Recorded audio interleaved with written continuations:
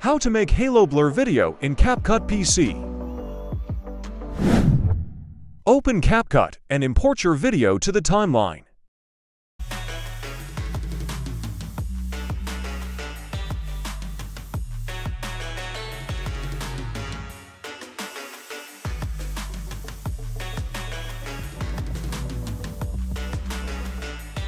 Now go to Effects. Click on Video Effects and then click on Trending. Here you can see the halo blur effect. Add halo blur to the timeline. Adjust speed and strength. That's it. Here is the final result.